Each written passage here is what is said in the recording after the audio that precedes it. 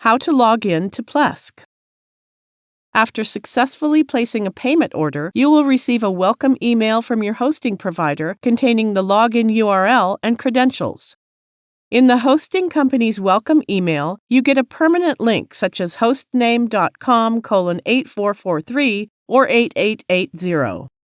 Go to the given Plesk URL or open your browser. Up in the address bar, type in your domain name or the server IP address :8443.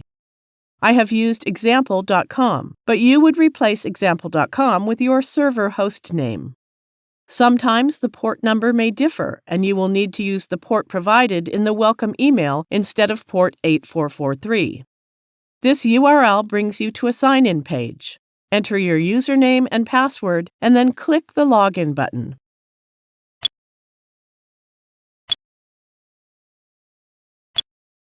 If the login credentials are correct, you will successfully log into your Plesk account.